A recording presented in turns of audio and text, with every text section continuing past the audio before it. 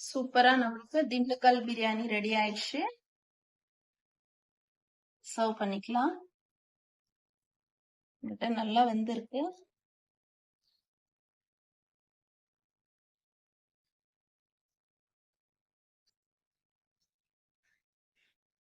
Hello friends, welcome to Sneha's Cooking Diary. Wish you all a happy new year. இன்னைக்கு new year special நம்ம Dindigul mutton biryani தான் செய்ய போகிறோம். Mutton Dindigul பிரியாணிக்கு first நம்ம ஒரு மசாலா ரெடி பண்ணிக்கலாம். நான் ஒரு ஸ்பூன் அளவு லவங்கம் எடுத்து வச்சுருக்கேன், ஏலக்காய், பட்டை, அப்புறம் ஷாஹி ஜீரா இதெல்லாமே நம்ம மிக்ஸி ஜாரில் போட்டு பவுடர் பண்ணிக்கலாம். இது ஃப்ரை பண்ணணுன்னெல்லாம் ஒன்றும் இல்லை, நம்ம அப்படியே போட்டு ஒரு பவுடர் பண்ணி எடுத்துட்டு வந்துடலாம்.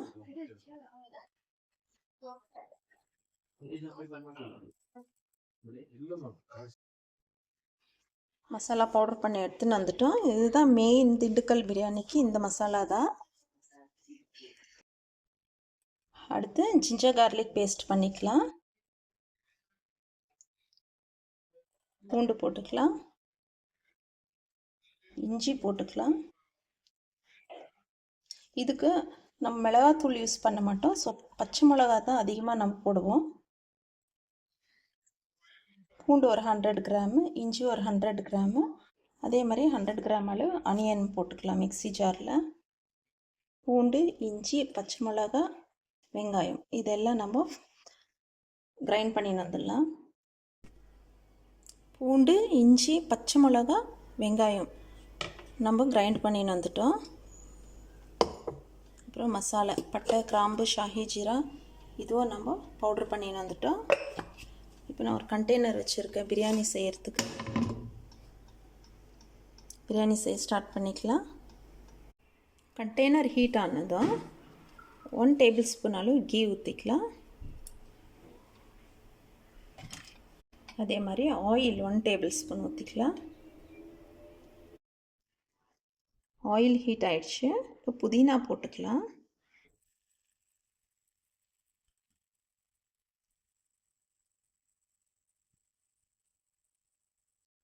நம்ம புதினா எதுக்காக இது கீ ஆயிலில் போட்டு ஃப்ரை பண்ணுறோன்னா, இது வந்து ஒரு நல்ல ஃப்ளேவர் கொடுக்கும் பிரியாணிக்கு.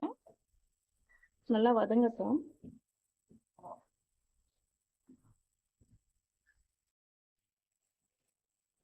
அதுக்கு நம்ம புதினா இந்த அளவுக்கு வதங்குங்க. நம்ம ஆனியன்ஸ் போட்டுக்கலாம். நான் 1/2 kg ஆனியன் எடுத்தேன். 1/2 kgல நம்ம பாதி வந்து பூண்டு இஞ்சியோட போட்டு கிரைண்ட் பண்ணிட்டோம். இப்போ மிச்சம் இருக்கிற பாதி தான் நம்ம ஆயிலில் போடலாம்.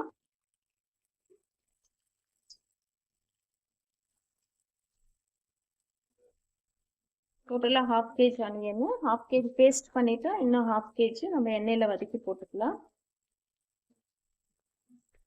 இந்த ஆனியன் நல்லா கோல்டன் ப்ரௌன் ஆகட்டும்.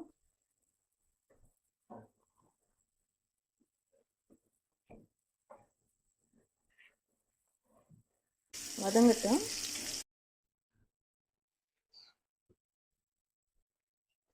ஒரு 4-5 மிளகாய் நம்ம வந்து ஸ்லிட் பண்ணி வச்சுருக்கோம், அதையும் அதில் போட்டுக்கலாம். பாருங்கள், இந்த மாதிரி சென்டரில் நம்ம ஸ்லிட் பண்ணி வச்சுருக்கோம், அதையும் போட்டுக்கலாம். இந்த சாப்பாட்டுக்கு நம்ம பச்சை மிளகாய் தான் இதுக்கு காரமே கொடுக்குறது.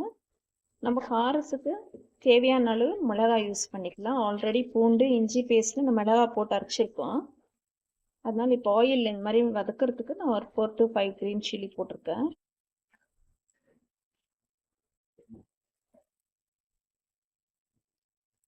வெங்காயம் இந்த அளவுக்கு வதங்கட்டும். நம்ம பவுடர் போட்டுக்கலாம்.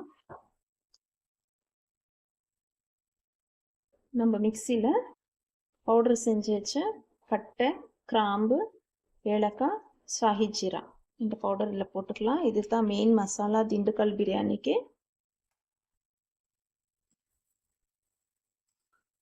இந்த ஆனியன் புதினாவோட அது சேர்ந்து மர்ஜ் ஆகி வரட்டும்.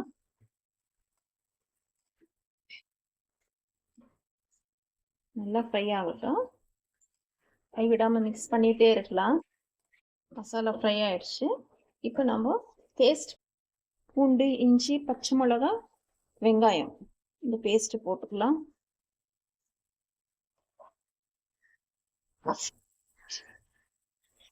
இந்த பூண்டு இஞ்சி பச்சை வாசனை போகிற வரைக்கும் நம்ம வதக்கணும். நல்லா ரா ஸ்மெல் எல்லாம் கம்ப்ளீட்டாக போகணும். அது வரைக்கும் நம்ம இது நல்லா வதக்கினே இருக்கணும். ஏன்னா வெங்காயம் பச்சையாக தான் போட்டு நம்ம பூண்டு இஞ்சியோடு சேர்த்து அரைச்சிருக்கோம்.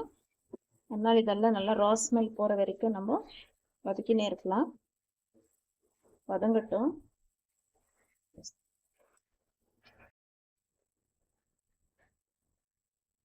தனியாத்தூள் போட்டுக்கலாம். 2 டீஸ்பூன் அளவு தனியாத்தூள், 1/2 டீஸ்பூன் அளவு ஹோம்மேட் கரம் மசாலா,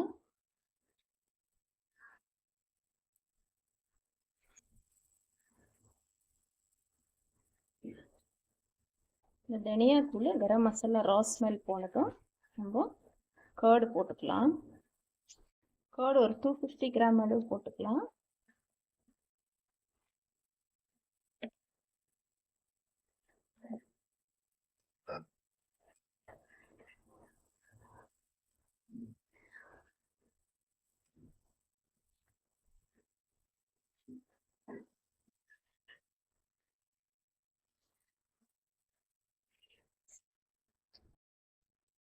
நம்ம போட்ட மசாலாஸ் எல்லாம் நல்லா ரா ஸ்மெல் போய் இதுலேருந்து ஆயில் செப்பரேட் ஆகி வர வரைக்கும் நம்ம வதக்கணும். இப்போ அந்த மாதிரி நல்லா வதங்கிடுச்சு. இதுலேருந்து ஆயில் இந்த ஸ்டேஜில் உப்பு போட்டுக்கலாம். தேவையான அளவு உப்பு,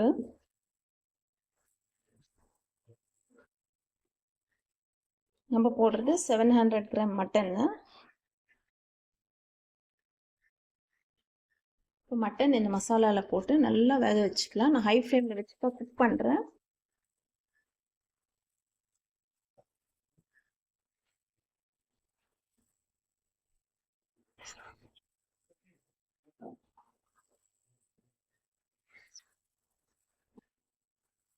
இப்போ இதை க்ளோஸ் பண்ணிடலாம். மட்டன் குக் ஆகிறதுக்கு கொஞ்சம் தண்ணி ஊற்றிக்கலாம். இந்த மிக்ஸி ஜாரில் கொஞ்சம் தண்ணி ஊற்றிட்டு மிக்ஸ் பண்ணி ஊற்றிக்கலாம். மட்டன் வேகிறதுக்கு தண்ணி ஊற்றிக்கலாம். குக்கரில் கூட மட்டன் செப்பரேட்டாக வேக வச்சு போட்டுக்கலாம். நான் மட்டன் இது ரொம்ப டெண்டராக இருக்கிறதுனால நான் இந்த மசாலாலேயே போட்டு வேக வைக்கிறேன். எப்படியும் ஒரு 40 மினிட்ஸ் நான் மூடி போட்டு வேக வைக்கிறேன்.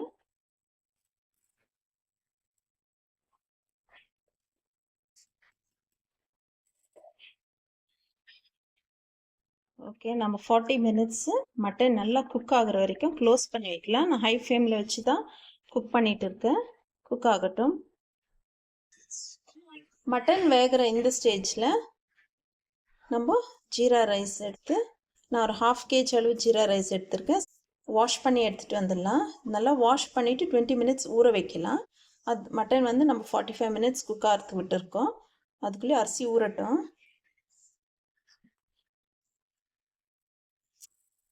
வாஷ் பண்ணிக்கலாம். வாஷ் பண்ணிவிட்டு 20 மினிட்ஸ் நம்ம ஊற வச்சிடலாம். அரிசி வாஷ் பண்ணி எடுத்துன்னு வந்துட்டோம். இப்போ ஊற வச்சுக்கலாம். ஃபில்டர் தண்ணி ஊற்றி ஊற வைக்கிறேன். எதுக்காக ஃபில்டர் தண்ணி ஊற்றி ஊற வைக்கிறேன்னா, குக்கிங் டைமில் நம்மளுக்கு தண்ணி பத்தலைன்னா இந்த இந்த ஊற வச்சிருக்கிற தண்ணியை ஊற்றி நம்ம குக் பண்ணிக்கலாம். அதுக்கு தான் ஃபில்டர் வாட்டர் ஊற்றி நான் ஊற வைக்கிறேன். இப்படியே சோக் ஆகட்டும் ஒரு 20 மினிட்ஸு. நம்ம மட்டன் போட்டு வேக வச்சோம். பிரியாணிக்கு 45 மினிட்ஸ் ஆயிடுச்சு. இப்போ ரைஸ் போட்டுக்கிற டைம் வந்துடுச்சு.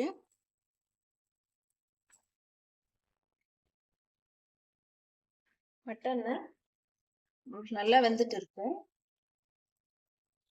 நல்லா சாஃப்ட் ஆயிட்டு இருக்கு.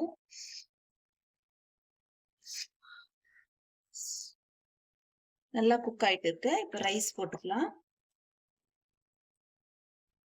நம்ம வாஷ் பண்ணி 20 மினிட்ஸ் ஊற வச்ச அரிசி போட்டுக்கலாம்.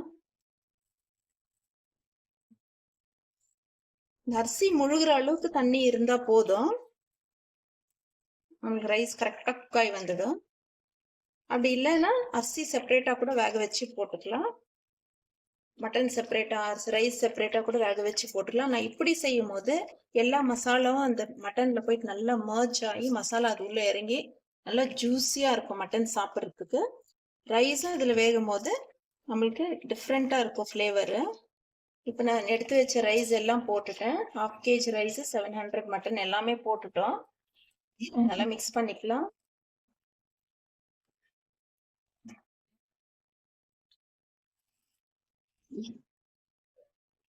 இப்போ தண்ணி தேவைப்பட்டுச்சுன்னா நம்ம எக்ஸ்ட்ரா இந்த ரைஸ் ஃபில்டர் வாட்டர் ஊற்றி தானே வாஷ் பண்ணோம். இந்த அரிசி ஊற வச்ச தண்ணியை தான் நம்ம யூஸ் பண்ணிக்கணும்.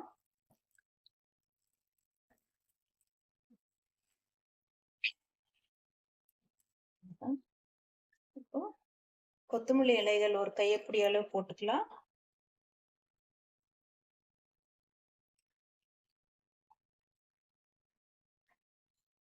இந்த ஸ்டேஜ்ல நம்ம லெமன் போட்டுக்கலாம்.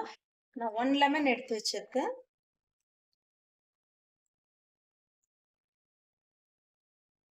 நம்ம டொமேட்டோ போடல, இது போடுற புளிப்பு ஃப்ளேவர் வந்துட்டு லெமன் ஜூஸ் தான். 1 லெமன் போடுறேன் இந்த குவான்டிட்டிக்கு. இது நல்லா மிக்ஸ் பண்ணிடலாம். இது ஜீரா ரைஸ்ன்றதுனால நம்ம நல்லா மிக்ஸ் பண்ணி விட்டா கூட அது உடையாது. நான் ஃபுல் ஹை ஃப்ளேம்ல தான் வச்சிருக்கேன்.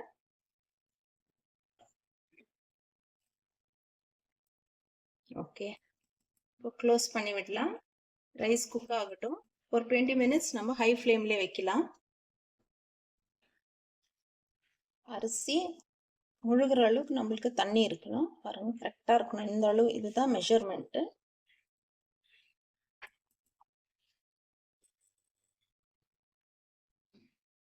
இது நல்லா மிக்ஸ் பண்ணிட்டு நம்ம இந்த ஸ்டேஜில் உப்பு காரம் டேஸ்ட் பார்த்துக்கணும். காரத்துக்கு நம்ம தேவைப்பட்ட பச்சை மிளகா போட்டுக்கலாம். ஓகே, ரைஸ் குக் ஆகட்டும்.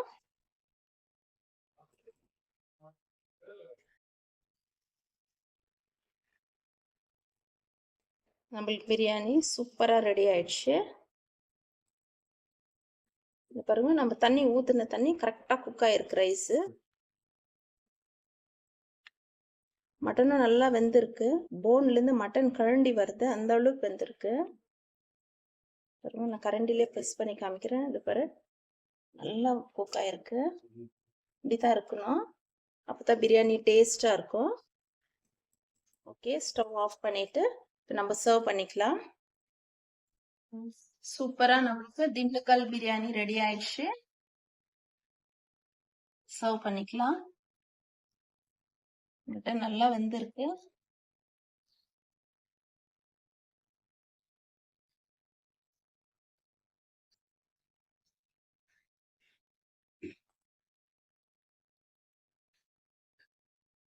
ஓகே ஃப்ரெண்ட்ஸ், நீங்களும் இதே மாதிரி பிரியாணி செய்து சாப்பிட்டு நியூ இயர் என்ஜாய் பண்ணுங்க. God bless you all. Wish you happy New Year. Thanks for watching. Bye.